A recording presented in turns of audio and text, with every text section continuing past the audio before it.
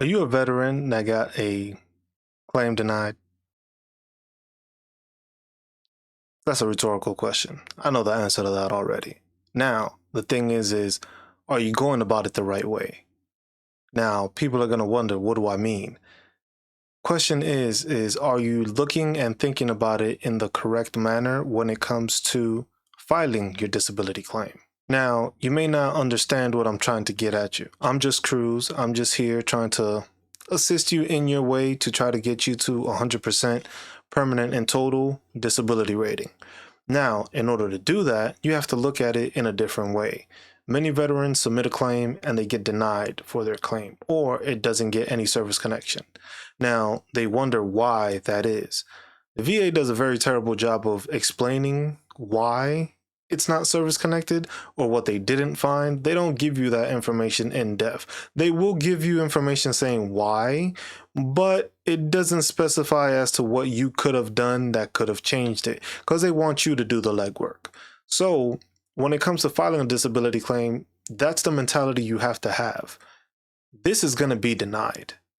How can I prove to them that it is service connected or it is a disability claim that I need a rating for? Most veterans look at it as this is already going to be approved. I don't have to worry about it. And that sometimes shoots us in the foot, hits us in the back of the head, or we just get a letter stating it's not what we intended it to be or wanted it to be. And now we just delayed our process even more with either an appeal or submitting for another claim to try to connect that. Now, the way we got to look at it is, hey, I'm going to be denied. So what do I need to do in order to make sure I don't get denied? Whether that's a nexus letter, a buddy letter, or imagery, any kind of documentation that you have that may show that what you are claiming is there. Most people just leave it to their medical records or they leave it to a nexus letter. If you have a nexus letter, you most likely have the ability to get a buddy letter from somebody that could corroborate what you're saying and what that medical professional is saying through that nexus letter. Now, most veterans don't look at it like that. They just look at it, was like, well, I got the nexus letter, the medical professional is fine. Sometimes you need that buddy letter because of the fact that, hey, that other service member was there with you in this instance. They noticed, they saw, they observed what was going on. As I was speaking with somebody on my live, because I do a live chat or a live veterans workshop every Sunday, you can see, and I spoke to a couple of subscribers that were there. They spoke on the fact that they needed somehow to connect the stuff because they were having issues. And with one, I brought up the fact, hey, you have your medical profiles, DA 3343, if I'm correct. That's your profile while you're in active service. He was reserved and went active duty. And I told him, hey, if you have a copy of your profiles, submit that with your VA claim. Why? Because that's documentation showing that you were on profile and you had that injury while in service. That's the service connection document that most people don't think to add onto their situation. Now, you also have buddy statements with someone else. They said that their neighbor was cutting their grass because they could no longer do it. I was like, hey, that's a perfect buddy letter.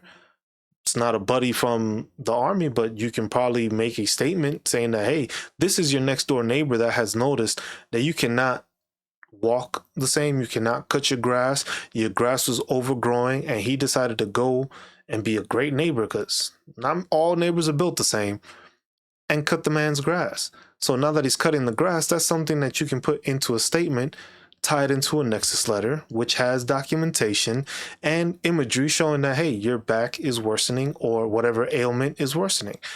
And that's what people have to look at. We have to make sure that we're looking at it in a way that we are not allowing ourselves to get denied because we have all the backing to show that it is approved and we are getting a rating for it.